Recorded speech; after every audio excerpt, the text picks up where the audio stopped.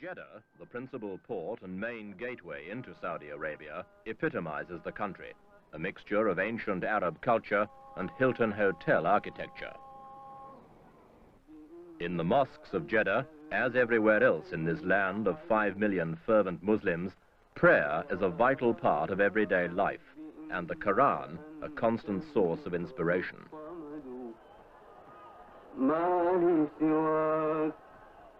For of all the Muslim religion's 700 million adherents, none keep the faith more strictly than the Saudi Arabians. Until comparatively recently the incorruptible bastion of Puritan rigor, this country went unchanged and unchangeable for 13 centuries, since the time of the Prophet Muhammad himself.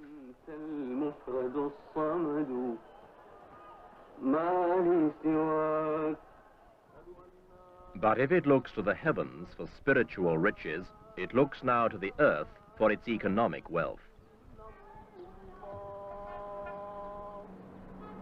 For centuries, the small city of Jeddah and others like Medina and Mecca were the only settlements and sources of trade and revenue in a patchwork collection of deserts and quarreling tribes. It was not until the turn of this century that an Arab ruler, Abdul Aziz ibn Saud, began to piece together this jigsaw to make one kingdom. In this video, I'd like to talk about the ideological and religious principles behind Saudi Arabia.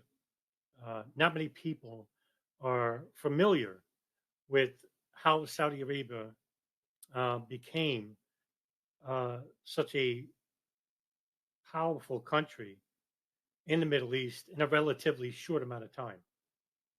Because for centuries, it was basically a country that was under the power of the Ottoman Empire.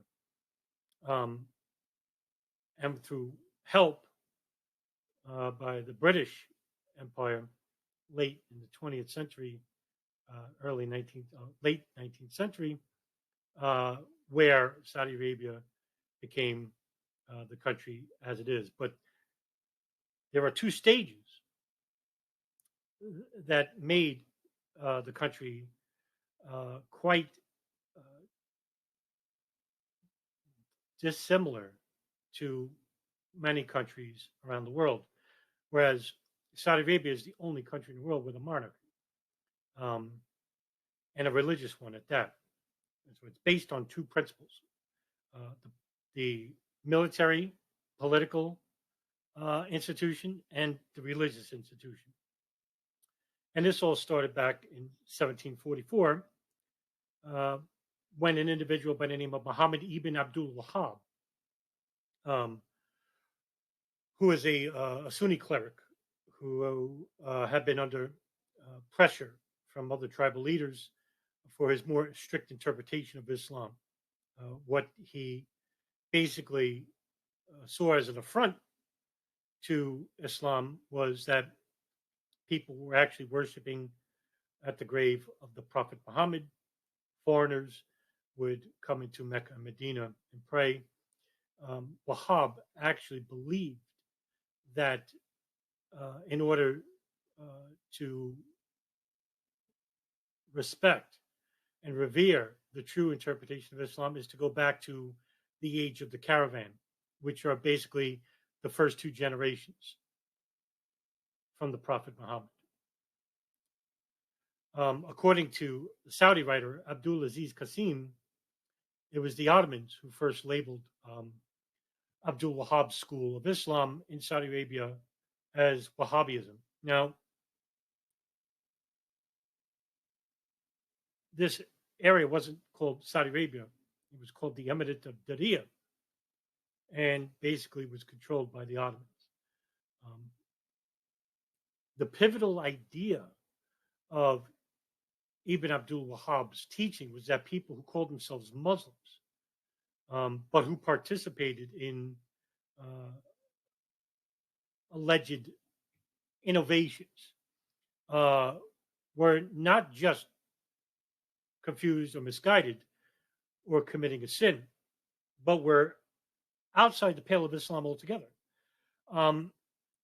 as were Muslims who disagreed with this definition. They were actually called polytheists, or munafiq. In Arabic, it means fake Muslim, polytheist, an apostate. In time, Ibn Abdul Wahhab had met with Muhammad ibn al-Saud, al-Saud, who had a large military faction, Wahhab, who had a religious following. And together, in the year 1744, they would bring the Arabs of the peninsula back to the true principles of Islam as they saw it. And according to multiple Arab sources, when they first met, bin Saud declared to Wahhab that this oasis is yours. Do not fear your enemies. By the name of God, if all Najd was summoned to throw you out, we will never agree to expel you. Whereas Abdul Wahhab replied to bin Saud, you are the settlement's chief and wise man. I want you to grant me an oath that you will perform jihad, which was the struggle to spread Islam, according to Wahhab's definition, against the unbelievers. In return, you will be imam, leader of the Muslim community, and I will be leader in religious matters. Now, this would create the two areas that make up later for Saudi Arabia. And this is what separates Saudi Arabia from a lot of other countries, is that they held within those two principles, whereas Ibn Abdul Wahhab would be responsible for religious matters, Ibn Saud in charge of political and military issues. And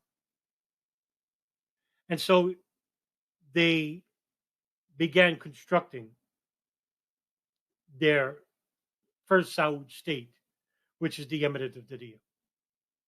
The descendants of Abdul al-Wahhab were the al-Sheikh, who have historically led the community, Islamic community called the Ulema,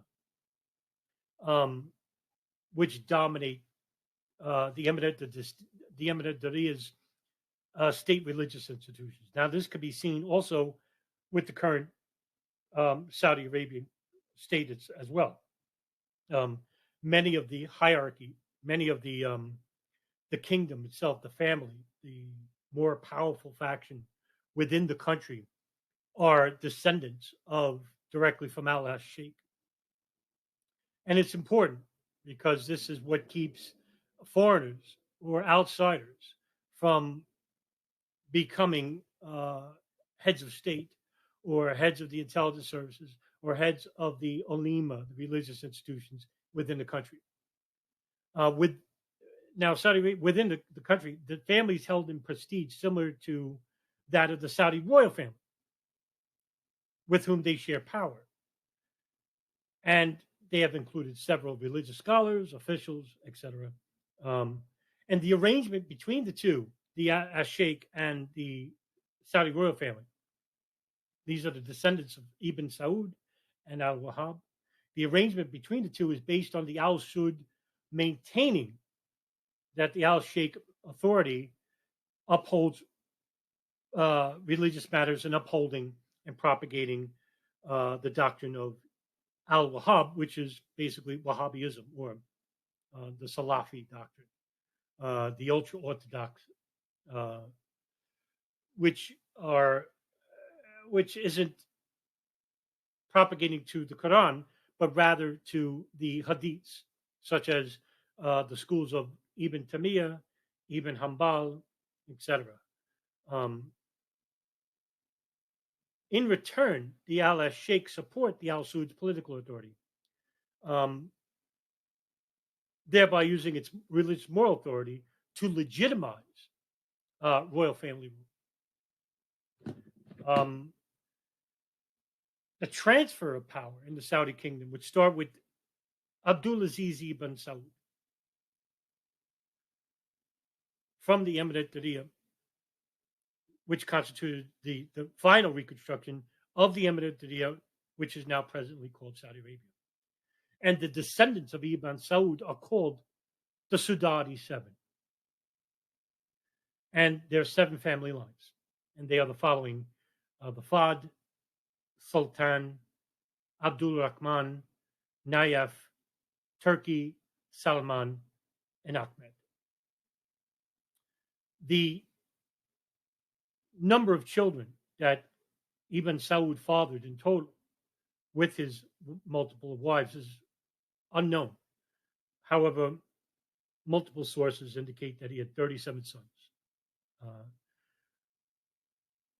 The Sudari family line consolidate their hold over these fights by appointing their brothers, their sons, to their own ministries and other key positions in the religious and political sectors. And it would give them leverage and totality of power within the kingdom belonging to the family line, the family lineage itself. Thus, like I said before, the transfer of power to an unknown foreign entity is nearly impossible. I mean, the generational line goes back 6 generations. With the dual entity of Wahhabism and the family monarchy holding power, the Emirate of Diriyah began to rise into the regional power we see today, which is now Saudi Arabia.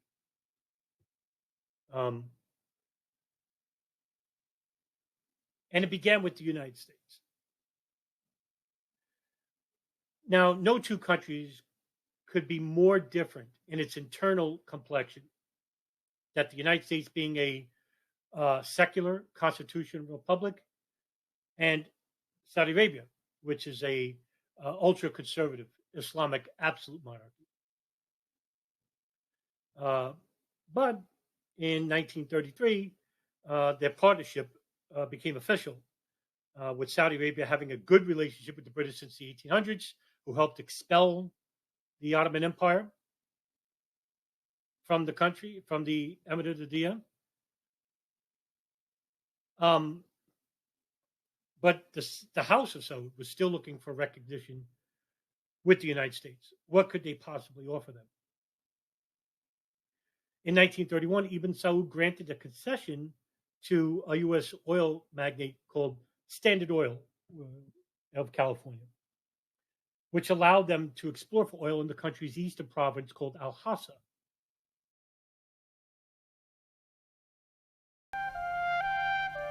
The first rig appears on the chosen site, the geological structure known as the Dammam Dome. From well number 1, the first sign of oil soon dribbled out over the sand. But it was not enough.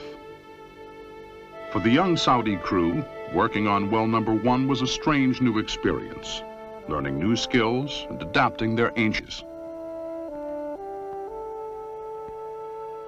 But for their American colleagues, the first meager droplets of oil created only hope and anxiety. And in May 1933, the California Arabian Standard Oil Company, which later would be called Aramco, which is Arab American Company, had started the exploitation in the country with a large area, the Al-Wahhab. Although the imported oil was not very important to the U.S. at the time,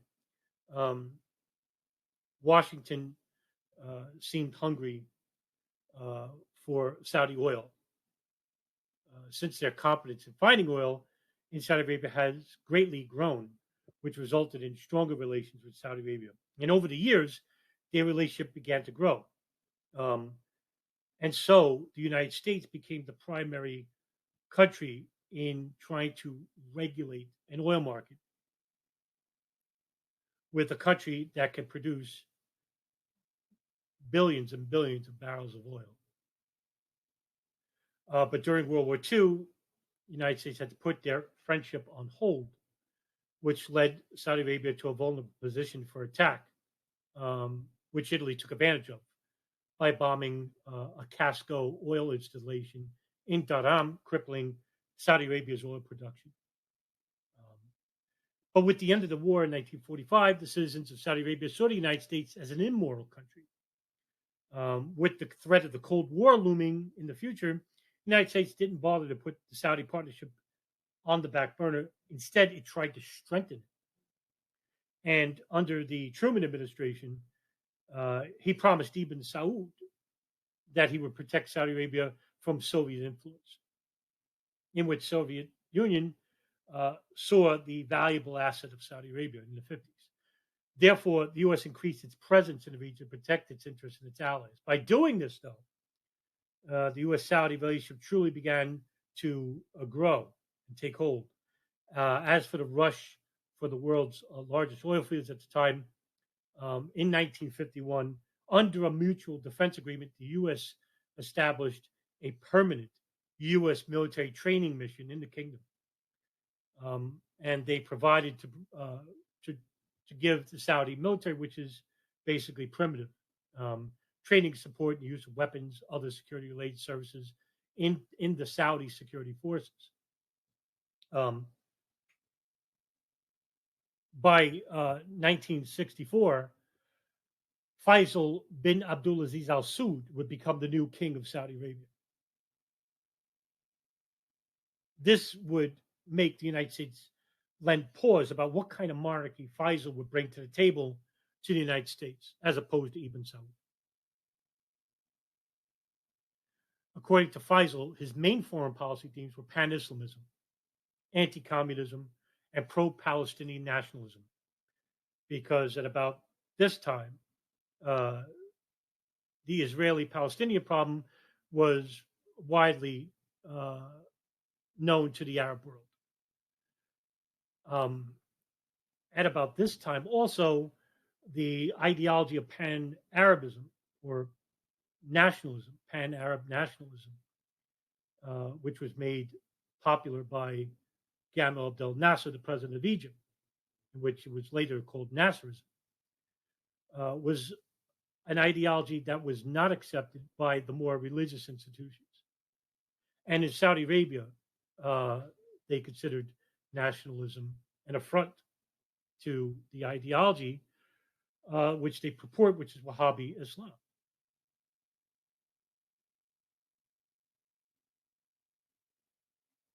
Now, Faisal assured the United States that the Islamic principles of modesty would be strictly observed, and made sure that the broadcasts contained a large amount of religious programming. And so Saudi Arabia slowly began to revert back to the al-Wahhab period. Faisal wanted to win over the religious institutions of Saudi Arabia, the religious ulema that existed, the Wahhabites, the Wahhabi family line, the al-Sheikh. But in 1973, the Yom Kippur War, which was a turning point, and with the United States backing of Israel, Saudi Arabia put an oil embargo on the United States. Now, this was huge because this would lead to an energy crisis in the United States. Oil prices skyrocketed. The import of Saudi oil to the United States dropped to an all-time low. Despite the tensions caused by the oil embargo, the United States tried to work and resume relations with the Saudis. Now, the great oil wealth accumulated as a result of price increases, which allowed the Saudis to purchase large sums of American military technology. But the embargo was lifted in 1974 after the U.S. pressured Israel into negotiating with Syria over the Golan Heights. Israel understood this and began to work with al-Assad, the president of the country of Syria, into relinquishing some areas within the Golan Heights. On March 25th of 1975, King Faisal prepared a majlis. Now, a majlis is a special council with Kuwaiti delegates. While greeting his entourage, there was another member of the delegation waiting the king's handshake. And that person was Prince Faisal bin Musaid, the nephew to the king himself, and held the face of King Faisal in a slight moment of silence. While the king felt relaxed, the prince suddenly pulled out a revolver and shot King Faisal 3 times in the head. Faisal ibn Mausud was seized immediately and was questioned by the Saudi security detail, only to find him mentally incompetent during the interrogation. And a Sharia court found Faisal guilty of the king's murder on June 18th, and his public execution occurred just short hours later. Rumors had circulated about the untimely death of Faisal immediately after the shooting took place. Examples of the rumors suggested that the prince had told his mother about the assassination plans, who in turn told King Faisal, who responded that if, quote, if it's Allah's will, then it would happen, end quote. Arab media implied that the prince had been a tool of the U.S. Central Intelligence Agency, and that's the reason why he was killed. Now, immediately after the death of King Faisal, the kingdom had to appoint a new king. And Khalid bin Abdulaziz Al Saud was named the successor. In 1965, he was appointed the crown prince, and he was also the first deputy prime minister under King Faisal. He was proclaimed king after a meeting of 5 senior members of Saud, his uncle, Prince Abdullah bin Rahman, his elder brothers, Prince Muhammad, Prince Nasser, Prince Saud, and younger brothers, Prince Fahd and Prince Abdullah, all approved of his reign as king. Under his leadership, Saudi Arabia suddenly became one of the richest countries in the world. And he primarily dealt with domestic affairs rather than religious affairs, with also a special focus on agricultural development. He was well received to foreign countries like the United States, Canada, Germany.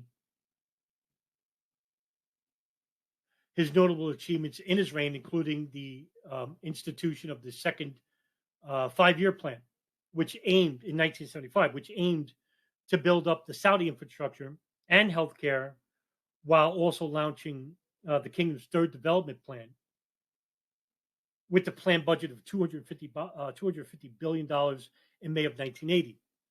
Also, the political power over under his reign grew drastically and saw a massive consolidation of power inside the Sudari 7 clan. Now, things would change drastically as King Khalid tried to modernize the kingdom to respectability. And the traditionalists of the Sunni school of thought tried to dissuade any means of such changes. They saw this as a complete affront to the previous King Faisal, where the religious institutions were given more prominence. Under King Khalid, it was not. Now, the growing tensions of the Sunni populace would soon hit the boiling point. And in 1979, all Arab governments except Oman and Somalia and the Sudan, severed diplomatic relations with Egypt. Its outrage over its peace treaty with Israel under President Anwar Sadat. But right around at this time, there was a religious movement in Egypt. Groups like the Egyptian Islamic Jihad and Gamma Islamiyah, led by Muhammad ibn al-Faraj, Abu Zohar, Isam al-Kamari, and Omar Abdul Rahman, who had an operation that was to assassinate Saddam. But it wasn't over his peace treaty, which were the the peace accords with U.S. President Jimmy Carter and Menachem Begin, the Prime Minister of Israel. This was primarily into that they wanted to create a Sharia-led government in Egypt. And when the plot was found out after Sadat's assassination, Mohammed Faraj, in his memoirs, wrote that it wasn't so much that Sadat had actually become the first Arab president to visit Israel, or that he created a peace treaty with Israel in the peace accords, the Egypt-Israel peace treaty. It was because that they tried to live up to Sayyid Qutb's doctrine, was that in order to Islamize the world, one would need to slowly Islamize secular Arab governments or former Pan Arabist governments, nationalist governments. Now, the agreement made between Israel and Egypt was that Egypt, which was the first Arab state to officially recognize Israel, but the Kingdom of Saudi Arabia would soon have more problems. Now, Khalid bin Abdulaziz Al Saud, the Crown Prince of Saudi Arabia, dealt with domestic affairs with special focus on the agricultural development, but he also frowned upon dissent, which was the constant dread, the Wahhabi imams, which permeated in every aspect of Saudi life in the country.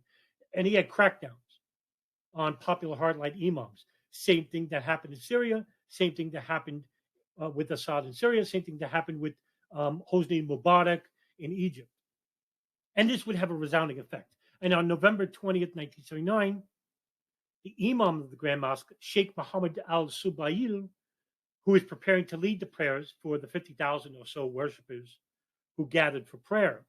At around 5 a.m., he was interrupted by insurgents who produced weapons from underneath their robes, chained the gate shut, and killed 2 policemen who were armed with only wooden clubs for unruly pilgrims who would pray. The seizure was led by Juhamain al-Otabi, a member of a very influential family in Najd, and he declared his brother-in-law Muhammad Abdullah al-Qahtani to be the Mahdi, or the Redeemer, who arrives on earth several years before Judgment Day. That's what the Mahdi supposedly is. His followers embellished the fact that al-Qahtani's name and his father's name are identical to Prophet Muhammad's name and that of his father, and developed the same quote. His and his father's names were the same as Muhammad's and his father's, and he had come to Mecca from the north, end quote. And that would somehow justify their beliefs. When the first news of the attack in Mecca reached Riyadh, the initial reaction of King Khalid was to consult the ulema in order to get permission to use military force and eject the attackers. However, the Islamic ruling authority, the ulema, didn't even reach a definitive answer. Now, this was key because this actually caused a dissent within King Khalid's government. And this didn't happen. It's the first time where the ulema, the religious authority, and the political kingdom, the family line, were separated. It's never happened before. At the time, the Grand Mosque, by the way, was being renovated by the Saudi bin Laden group. And later, Osama bin Laden would remark that it was the armed defiance against the Saudi kingdom which helped him lead him to a more religious path, which he saw as a message from the Islamic religious authority against the secular leadership's decisions to modernize the nation under the behest of Crown Prince Khalid Al Saud. Soon after the rebel seizure, about 100 security officers from the Ministry of Interior attempted to retake the mosque, but they were turned back with heavy casualties. So the Saudi National Guard and the Saudi army suffered heavy casualties. Tear gas was used to force out the remaining militants. The battle lasted more than 2 weeks and had officially left 255 pilgrims, troops, and fanatics killed, about another 560 injured, although diplomats suggested the toll was higher. But military casualties were 127 dead, 451 injured. Al-Qahtani was killed in the recapture of the mosque, but Juleman and 67 of his fellow rebels who survived the assault were later captured and immediately beheaded. إرادة الله شاءت أن تكون هذه هي نهايتهم. إجهيمان ابن سيف العتيبي، هذا الطاغوت أصبح أسيرا ينتظر مصيره أمام عدالة الله وشريعة السماء. استسلم إجهيمان ابن سيف العتيبي أحد رؤوس الفتنة للأسر. Jihiman bin Saif al-Atabi, one of the ringleaders of this vicious gang of renegades, looking very grim and mumbling now that he's captured and awaits his fate.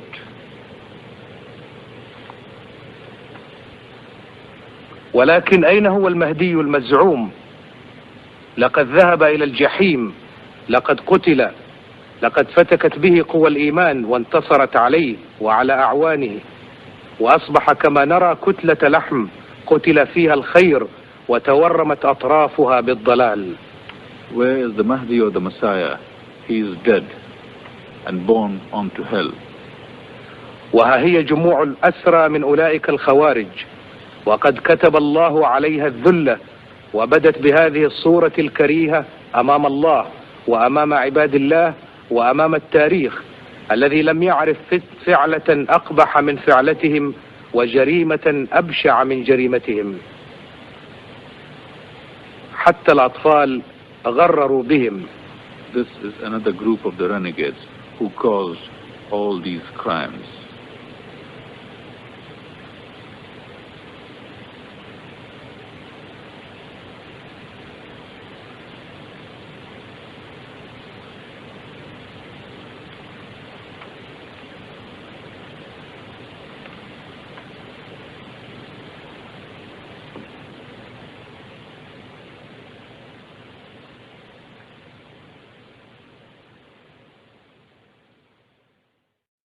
None of the remaining dissidents was shown any mercy by the Saudi High Council.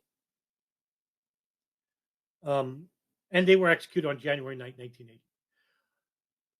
But the damage was done of the Arab world. They looked on and saw that a new jihad had taken place, a religious jihad, in the country that mattered the most, the country of the two holiest sites in all of Islam, Mecca and Medina, the country that propagated Wahhabi Islam to the rest of the poor Arab world, which took over the ideology of Pan Arab nationalism.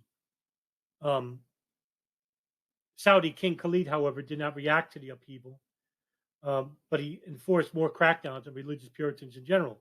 But by giving the ulema and religious conservatives more power of the next decade, because he didn't want to separate the two institutions, because many of King Khalid's advisors advised against it. King Khalid, he thought that the solution to the religious upheaval was simply more religion. And this was a mistake, because since then, we would see a more disastrous effect, especially in foreign policy, in the region. Now, the forced capitulation of the Grand Mosque was the first glimpse of the Frankenstein monster that the Wahhabi sect, which arose from the teachings of Ibn al-Wahhab just less than 100 years ago. The kingdom was no longer absent from reprisals from the more ultra-Orthodox sectors. They began to finance Wahhabi-led sects, not just within Saudi Arabia, but also to the rest of the Middle East and Southeast Asia. Hundreds of millions of dollars would be given to Egyptian, Afghanistan, Orthodox movements, and in return, the Saudis would prevent from becoming a victim of aggressive terrorist attacks in the future. So it was basically like blackmail. Groups like the Egyptian Islamic Jihad, the Muslim Brotherhood. In the future, that would be Al-Qaeda, Boko Hara, Abu Sayyaf. But these were groups that were internalized, localized to those countries itself.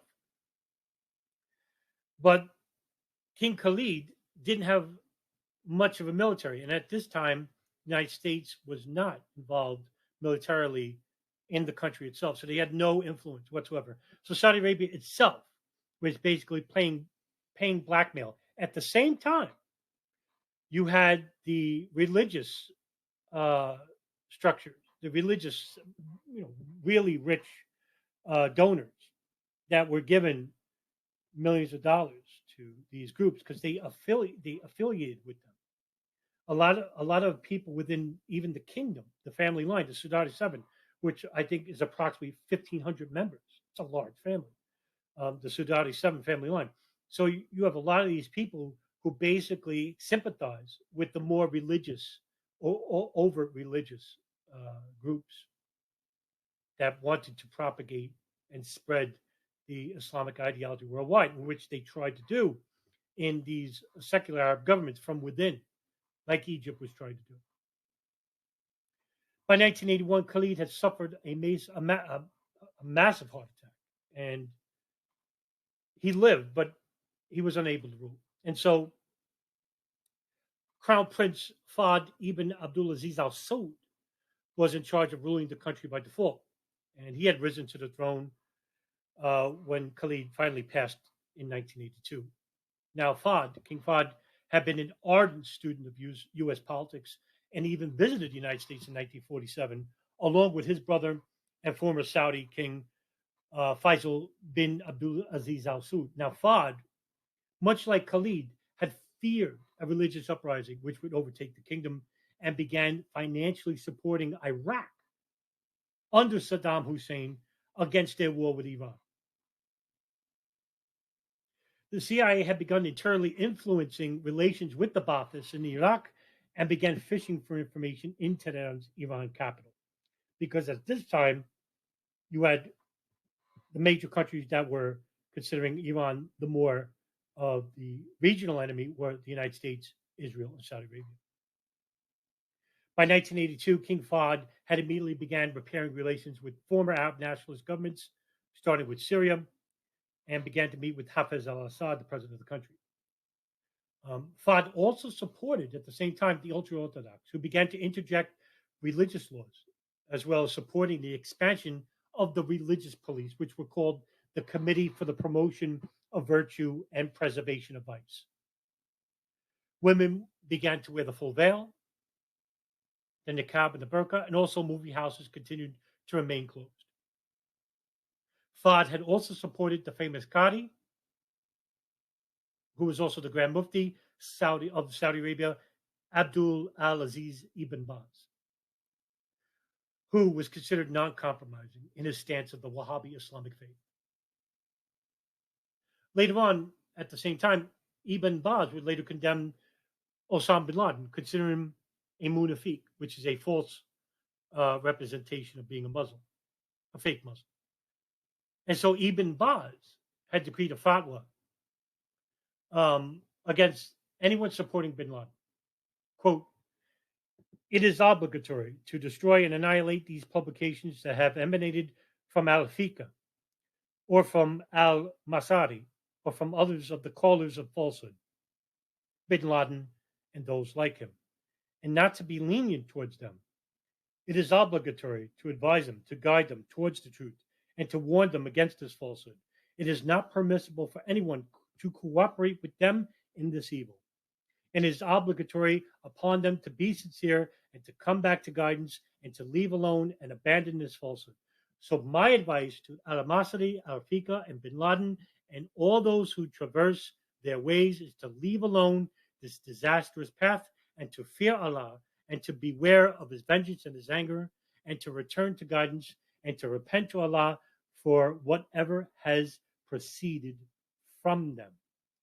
In that, Ibn Baz considered bin Laden an apostate because bin Laden advocated for martyrdom.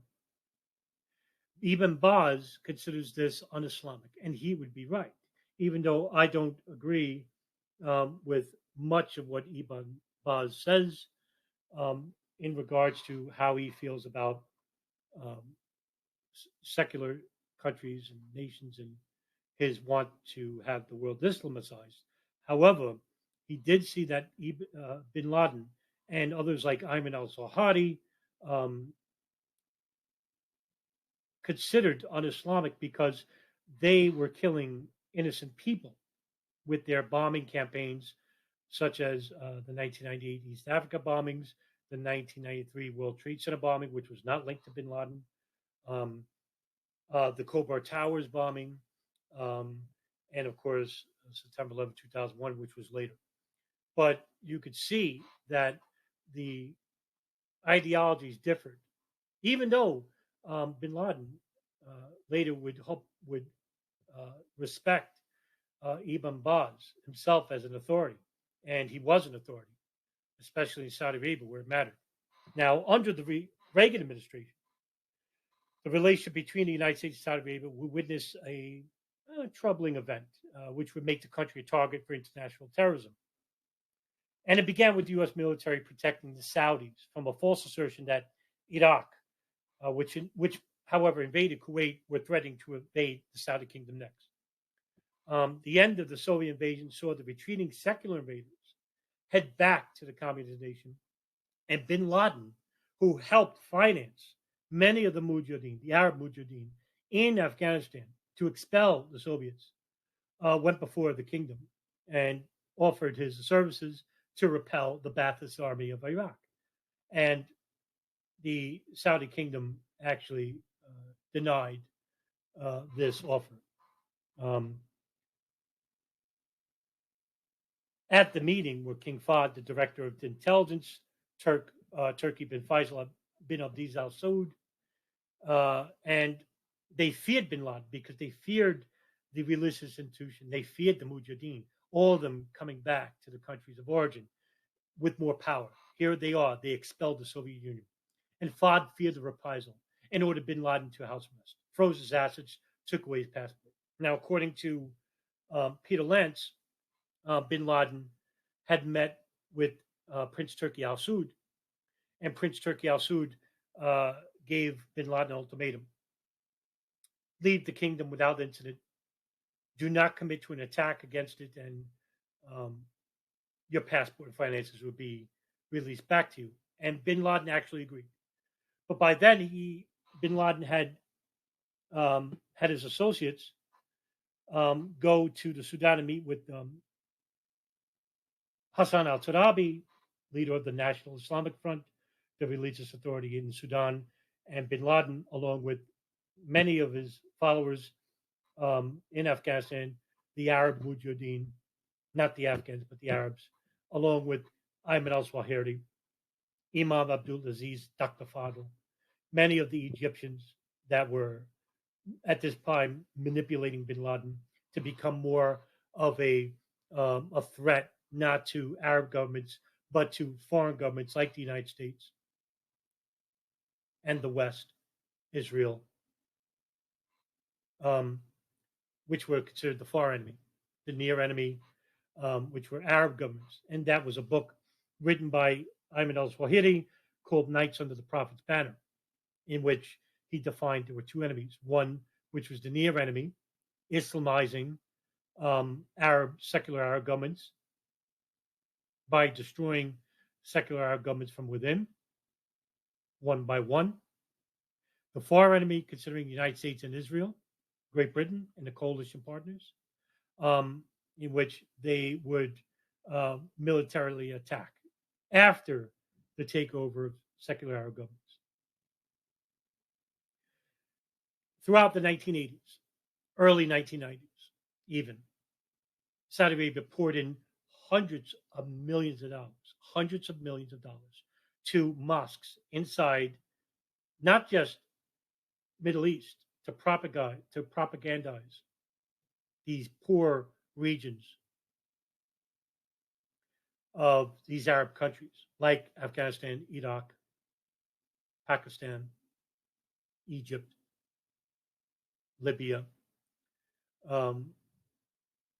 but to slowly Islamize these countries in the hopes of taking over the governments themselves.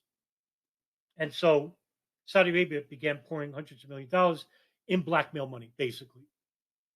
So groups like Al-Qaeda, Boko Haram, Abu Sayyaf in the Philippines, Boko Haram in East Africa, Al-Qaeda in Yemen, Al-Qaeda in the Arabian Peninsula, the Sudan, even inside the United States. The World Islamic Union, many madrassas in Detroit, Los Angeles, New York, New Jersey, Oklahoma City, Houston. All these cities that were having a buildup of these Islamic communities. And so these madrasas, under the many of these madrasas, which were garnering millions of dollars in their fight against the Soviets in 1979 to fund the Mujahideen, the Afghans, and the Arabs.